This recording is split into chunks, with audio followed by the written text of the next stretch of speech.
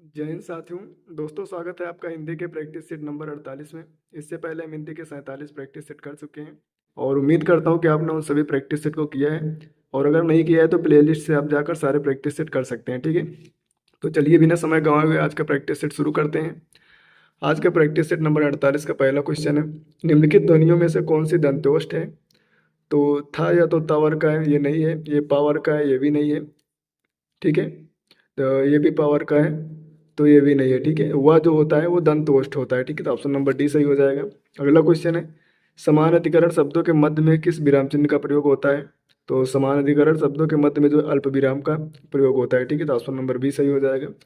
अगला क्वेश्चन है, योग रूढ़ शब्द कौन सा है। पीला, घुड़सवार, लंबोदर, नाग। तो योग रूढ़ शब्द इसमें से लंबोदर है, ठीक है। ऑप्शन नंबर सी सही हो जाएगा। योग रूढ़ होता है जो किसी तीसरे की ओर जो है इशारा करता है। अगला क्वेश्चन है, जातिवाचक संज्ञा शब्द कौन सा है। तो इसमें से कामायनी, आम, रसीला, खोटा। तो जातिवाचक वो होता है जिसके जैसे और भी हों। तो आम जो है, आम के जैसे और भी आम होते हैं, तो जातिवाचक संज्ञा हो जाएगी, ऑप्शन नंबर बी।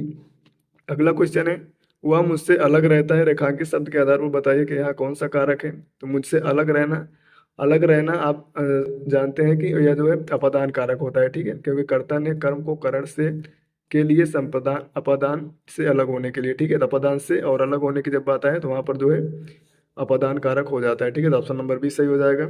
अगला क्वेश्चन है, भौतिक विशेषण से विशेष बनाएं। भौतिक जो है विशेषण, भौतिक विशेषण है, इससे विशेष से बनाना है। यानी कि भौतिक जो है किस विशेष से बना है, तो यह जो है भूत से बना है, ठीक है। तो ऑप्शन नंबर ए सही हो जाएगा। अगला क्वेश्चन है, यह चांदी खोटी सी दिखती है, इस वाक्य में खोटी सी विशेषण का कौन सा प्रकार है। गुणवाचक, संख्यावाचक, परिमाण बोधक, पूर्णांक बोधक। तो यह चांदी खोटी, तो खोटी के जो है यहाँ पर चांदी जो खोटी है या चांदी की विशेषता बता रहा है, ठीक है। तो यह गुणवाचक विशेषण हो जाएगा, ऑप्शन नंबर ए सही हो जाएगा। अगला क्वेश्चन, सुगंधित कस्तूरी के लोभी शिकारी राजस्थानी हिरणों का अवैध शिकार करते हैं, वाक्य में मतलब इसमें से कितने विशेषण और कितने विशेष हैं, ठीक है। तो सुगंधित कस्तूरी एक विशेषण एक विशेष, ठीक है। लोभी शिकारी ये दो विशेषण दो विशेष। राजस्थानी हिरण ये तीसरा विशेषण और ये तीसरा विशेष, ठीक है। उसके बाद शिकार करते हैं, ये चौथा विशेष हो गया, और कैसे अवैध ये विशेषण हो गया, ठीक है। यानी कि चार विशेषण और चार विशेष, ऑप्शन नंबर सी सही हो जाएगा। अगला क्वेश्चन है, निम्नलिखित वाक्यों में से अपूर्ण भूतकाल को पहचानना है। राम खाना खा रहा था, ये अपूर्ण भूतकाल है, ठीक है। यही पहला सही हो जाएगा, ऑप्शन नंबर ए सही है। अगला क्वेश्चन है, निम्नलिखित वाक्यों में से कौन सा वाक्य कर्तृवाच्य में बदला गया है। आज घूमने चला जाए, कल देर तक पढ़े, बालकों द्वारा खेला जाएगा, लड़कों के द्वारा खूब पढ़ा गया। तो इसमें से कर्तृवाच्य जो है वो ऑप्शन नंबर बी, कल देर तक पढ़े, ठीक है। तो ऑप्शन नंबर बी सही हो जाएगा। अगला क्वेश्चन है, निम्नलिखित शब्दों में से स्वर संधि को पहचानना है। पुस्तकालय, सद्गत, दिग्दर्शन, उज्ज्वल। तो इसमें से जो है पुस्तकालय स्वर संधि है, तो पुस्तक धनालय, ऑप्शन नंबर ए सही हो जाएगा। अगला क्वेश्चन है, रूपांतरण का सही संधि विच्छेद करना है। रूपधन अंतरण, रूपधन आंतरण, रूपधन अंतरण, रूपधन आतरण। तो रूपधन अंतरण होता है, ठीक है। आंतरण कोई शब्द नहीं होता, तो रूपधन अंतरण, ऑप्शन नंबर ए सही हो जाएगा। नेक्स्ट क्वेश्चन है, मुंबई में गगनचुंबी इमारतें बहुत हैं, रेखांकित शब्द में कौन सा समास समाहित है। तो गगनचुंबी में कौन सा समास है। तो गगन को चूमने वाला, ठीक है। गगन को चूमने वाला, तो यह तत्पुरुष समास, ऑप्शन नंबर ए सही हो जाएगा। अगला क्वेश्चन है, बैलगाड़ी में कौन सा समास है। द्वंद्व, द्विगु, अव्ययी, तत्पुरुष। तो बैलगाड़ी यानी कि बैल के लिए गाड़ी, तो ऑप्शन यहाँ पर डी तत्पुरुष समास हो जाएगा। अगला क्वेश्चन, पंच शब्द का अनेकार्थी शब्द इसमें से कौन सा नहीं है। पांच, ग्राम पंच, सरपंच, निर्णय करने वाला, पंचानन। तो पंच का अर्थ जो है वो पंचानन नहीं होता, ठीक है। बाकी ग्राम सरपंच भी कहते हैं, पांच भी कहते हैं, निर्णय करने वाला भी कहते हैं। तो ऑप्शन नंबर डी सही हो जाएगा।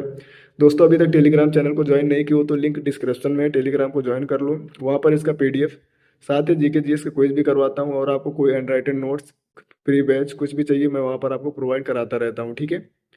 और अपने दोस्तों के साथ भी टेलीग्राम चैनल को शेयर जरूर करना। अगला क्वेश्चन है, कृष्ण, विष्णु, अविनाशी किस शब्द के अनेकार्थी हैं। अतिथ के, अच्युत, अनुरूप, अब्ज। तो कृष्ण, विष्णु, अविनाशी ये जो है अच्युत के जो है अनेकार्थी है, ठीक है। अच्युत यानी कि परमात्मा, परमात्मा भी जिसे कहते हैं, परमात्मा, स्थिर, ठीक है। तो ऑप्शन नंबर बी सही हो जाएगा। अगला क्वेश्चन है, उद्दत का सही विपरीतार्थ शब्द कौन सा है। तो विनीत, अनीत, सुमित, कुनीत। तो उद्दत का विपरीतार्थक जो है इसका विलोम विनीत हो जाएगा, ठीक है। दोस्तों, वीडियो को आप लोग लाइक नहीं करते हो, इतनी मेहनत करते हैं आप लोगों के लिए, तो वीडियो को लाइक जरूर कर दिया करो, ठीक है। अगला क्वेश्चन है, कृष शब्द का विलोम शब्द क्या है। कृष होता है जो होता है कमजोर, ठीक है। तो इसका विलोम हष्ट पुष्ट हो जाएगा, ऑप्शन नंबर डी सही हो जाएगा।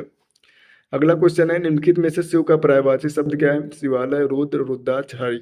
तो शिव का पर्यायवाची शब्द जो होता है इसमें से वो हो जाएगा रुद्र। ठीक है दोस्तों, देखो मैं आपको डेली प्रैक्टिस सेट में जो है 40 क्वेश्चन करवाता हूँ, ठीक है, और वीडियो 8 से 10 मिनट की होती है। मैं ज़्यादा यहाँ पर एक्सप्लेन नहीं करता हूँ ताकि आपको ज़्यादा समय जो है इसमें से ना बर्बाद हो। ठीक है, अगला क्वेश्चन है, बिडौजा पर्यायवाची शब्द किसका है? नक्षत्र का, अप्सरा का, इंद्र का, पत्थर का। तो बिडौजा जो है वो इंद्र का पर्यायवाची है। ठीक है, तो ऑप्शन नंबर सी सही हो जाएगा।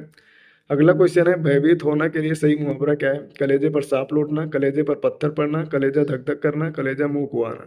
तो भयभीत होना मतलब कलेजा धक धक करना। ठीक है, यहाँ पर अगर होता अत्यधिक भयभीत होना तो हो जाता कलेजा मुंह कुआना। ठीक है, तो ऑप्शन नंबर सी सही हो जाएगा। अगला क्वेश्चन है, कोई ईर घाट तो कोई वीर घाट का अर्थ क्या है? बार बार कथन बदलना, तालमेल ना होना, तितर बितर होना, बहुत चालाक होना। तो कोई ईर घाट तो कोई वीर घाट, इसका अर्थ है तालमेल ना होना। ठीक है, तो ऑप्शन नंबर बी सही हो जाएगा। अगला क्वेश्चन है, निम्नलिखित में यह तद्भव शब्द है, कौन सा इसमें से तद्भव है? चाम, धर्म, पर्ण, विष्णु। तो यहाँ पर आप देख सकते हो पहली चित्त जिसमें एड़ा आ जाए वो ऐसे तत्सम हो जाता है, ये दोनों तत्सम हो गए। यहाँ पर आधा रहा है, ये भी तत्सम। ठीक है, तो यहाँ पर बचा क्या? चाम, ये तद्भव है। ठीक है, अगला क्वेश्चन, थाली का तत्सम रूप क्या है? तो थाली का तत्सम रूप जो है वो इस थाली होता है। ठीक है, तो ऑप्शन नंबर ए सही हो जाएगा। अगला क्वेश्चन है, इनमें से कौन सा शब्द शुद्ध है? यानी, वाल्मीकि, उज्ज्वल, द्वंद्व। तो वाल्मीकि भी गलत लिखा हुआ है, द्वंद्व में यहाँ पर आधा हुआ होता है, ये भी गलत है, उज्ज्वल भी गलत है, यानी बिल्कुल सही है। ठीक है, अगला क्वेश्चन है, वर्तनी के अनुसार शुद्ध शब्द का चयन करना है। ईर्ष्या, ईर्षा। तो इसमें से ईर्षा कौन सा सही लिखा हुआ है? तो ऑप्शन नंबर ए बिल्कुल सही लिखा हुआ है। ठीक है, 26 का ऑप्शन नंबर ए सही हो जाएगा। नेक्स्ट क्वेश्चन की तरफ चलते हैं। अगला क्वेश्चन है यहाँ पर, वैभव को उस विद्यालय में इम्तिहान लेने वाला बनकर जाना है, रेखांकित शब्द के लिए एक शब्द क्या होगा? तो इम्तिहान लेने वाला ये जो है विशेषक कहलाता है, परीक्षक, अध्यापक, समन्वयक। तो इम्तिहान लेने वाला परीक्षक कहलाता है। ठीक है, तो ऑप्शन नंबर बी सही हो जाएगा। अगला क्वेश्चन है, पृष्ठभ का क्या अर्थ होता है? पूछने योग्य, बीता हुआ, जिससे प्रश्न पूछा जा सके, पीछे, देने योग्य। तो पृष्ठभ का अर्थ होता है पूछने योग्य। ठीक है, तो ऑप्शन नंबर ए सही हो जाएगा। अगला क्वेश्चन है, दैनिक जीवन में जो व्यक्ति डॉट डॉट को स्थान देता है उसकी कलात्मक रुचि का विकास होता है। तो दैनिक जीवन में जो व्यक्ति शील को स्थान देता है, सौंदर्य को, स्वार्थ को, शक्ति को। तो जो सौंदर्य को स्थान देता है उसकी कलात्मक रुचि का विकास होता है। ऑप्शन नंबर बी सही हो जाएगा। अगला क्वेश्चन है, कलाकार की कलाकृति में जनता की आकांक्षाओं का डॉट डॉट होना चाहिए। प्रतिवेदन, प्रतिफलन, दर्पण, प्रतिपालन। तो कलाकार की कलाकृति में जनता की आकांक्षाओं का जो है प्रतिफलन होना चाहिए। ठीक है, तो ऑप्शन नंबर बी सही हो जाएगा। अगला क्वेश्चन है, बुरा से बुरा आदमी भी सम्मान चाहता है, कोई त्रुटि नहीं है, वाक्य के अशुद्ध वाक्य का इसमें से चयन करना है। ठीक है, तो यहाँ पर देखो ऑप्शन नंबर ए में ही त्रुटि है, बुरा से बुरा नहीं होता, बुरे से बुरा होता है। ठीक है, तो ऑप्शन नंबर ए गलत है। अगला क्वेश्चन है, आत्मजयी के रचयिता कौन है? श्रीकांत वर्मा, नरेश मेहता, कुंवर नारायण, मुक्तिबोध। तो आत्मजयी के रचयिता जो है वो है कुंवर नारायण। ठीक है, तो ऑप्शन नंबर सी सही हो जाएगा। अगला क्वेश्चन है, सही विकल्प को चुनकर निम्नलिखित वाक्य के रिक्त स्थान को पूर्ण करना है। सिंहासन खाली करो कि डॉट डॉट आती है। देवता, लोक, असुर, जनता। तो सिंहासन खाली करो कि जनता आती है। ठीक है, तो ऑप्शन नंबर डी सही हो जाएगा। अगला यहाँ गद्यांश है, गद्यांश पढ़ लेते हैं। हमारे अंतःकरण में प्रिय के आदर्श रूप का संगठन उसके शरीर या व्यक्ति मात्र में आश्रय से हो सकता है, पर श्रद्धेय के आदर्श रूप का संगठन उसके फैलाए हुए कर्म तंत्र के उपादान से होता है। प्रिय का चिंतन हम आंख मूंदे हुए संसार को बुलाकर करते हैं, पर श्रद्धेय का चिंतन हम आंख खोले हुए संसार का कुछ अंश सामने रखकर करते हैं। यदि प्रेम स्वप्न है तो श्रद्धा जागरण है। प्रेमी प्रिय को अपने लिए और अपने को प्रिय के लिए संसार से अलग करना चाहता है। प्रेम में केवल दो पक्ष होते हैं, श्रद्धा में तीन। प्रेम में कोई मध्यस्थ नहीं, पर श्रद्धा में मध्यस्थ अपेक्षित है। प्रेमी और प्रिय के बीच कोई और वस्तु अनिवार्य नहीं, पर श्रद्धालु और श्रद्धेय के बीच कोई वस्तु चाहिए। इस बात का स्मरण रखने से यह पहचानना उतना ही कठिन न रह जाएगा कि किसी के प्रति किसी का कोई अनंतर्गत भाव प्रेम है या श्रद्धा।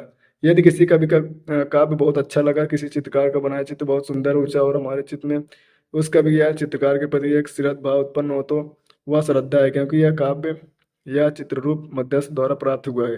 तो पहला क्वेश्चन है, श्रद्धालु और श्रद्धेय के बीच कौन सी तीसरी वस्तु चाहिए? तो विकल्प है यहाँ पर, श्रद्धेय में गहरी आध्यात्मिक आस्था, श्रद्धेय के महान कार्य, श्रद्धालु के महान कार्य, श्रद्धालु और श्रद्धेय के बीच सिर्फ उत्कट उत्कट प्रेम। तो इसमें से जो है श्रद्धेय के महान कार्य चाहिए। ठीक है, तो ऑप्शन नंबर बी सही हो जाएगा। अगला क्वेश्चन है, यदि प्रेम स्वप्न है तो श्रद्धा जागरण से लेखक का क्या अभिप्राय है? प्रेम के समय व्यक्ति स्वप्नावस्था में होता है और श्रद्धा के समय जागृत अवस्था में। प्रेम सिर्फ एक भ्रम है और श्रद्धा सत्य, यही बिल्कुल सत्य है। ठीक है, तो ऑप्शन नंबर बी सही हो जाएगा। अगला क्वेश्चन है, श्रद्धेय के आदर्श रूप का संगठन उसके फैलाए हुए कर्म तंत्र के उत्पादन में से होता है। लेखक का इसके क्या तात्पर्य है? तो श्रद्धेय का कर्म क्षेत्र श्रद्धालु की तुलना में सीमित भी हो सकता है। श्रद्धा में श्रद्धालु का ध्यान श्रद्धेय के कर्मों पर पहले जाता है। श्रद्धेय के आदर्श रूप का संगठन श्रद्धालु की दृष्टि पर निर्भर है। श्रद्धेय का कर्म तंत्र से तात्पर्य उसके अच्छे बुरे दोनों तरह के कार्यों से है। ठीक है, ये बिल्कुल सही है। ठीक है, तो ऑप्शन नंबर डी सही हो जाएगा। अगला क्वेश्चन, गद्यांश के आधार पर बताइए कि कौन सा कथन सही है। प्रेम और श्रद्धा में से प्रेम को हीन और श्रद्धा को ऊंचा स्थान दिया गया है, ऐसा नहीं है। प्रेम और श्रद्धा के बीच का अंतर आकलन किया गया है, ये भी नहीं है। प्रेम और श्रद्धा दोनों के महत्व का आकलन किया गया है। ठीक है, ये बिल्कुल सही है। ऑप्शन नंबर यहाँ पर सी सही हो जाएगा। अगला क्वेश्चन है, मुक्त छंद के सर्वाधिक सर्वार्थक छायावादी कवि कौन से हैं? महादेवी वर्मा, जयशंकर प्रसाद, सुमित्रानंदन पंत, निराला। तो मुक्त छंद के सर्वाधिक समर्थक छायावादी कवि निराला जी हैं। ऑप्शन नंबर डी सही हो जाएगा। अगला क्वेश्चन है, किस बोली में न उपसर्ग लगाया जाता है, ने उपसर्ग लगाया जाता है? ठीक है, इसका आंसर आपको कमेंट में बताना है। क्वेश्चन नंबर 39 का आंसर आपको कमेंट में बताना है और आशा करता हूँ कि आप सब जो है जानते होंगे। अगला क्वेश्चन है, किस काल को गद्यकाल के नाम से भी जाना जाता है? बेर गाथा, रीत काल, भक्त काल, आधुनिक काल। तो आधुनिक काल को जो है गद्यकाल के नाम से भी जाना जाता है। तो ऑप्शन नंबर डी सही हो जाएगा। आज का प्रैक्टिस सेट कैसा लगा कमेंट में जरूर बताना। आपके कितने क्वेश्चन सही हुए हैं वो भी बताना। मिलते हैं प्रैक्टिस सेट नंबर 49 के साथ, तब तक के लिए जय हिंद।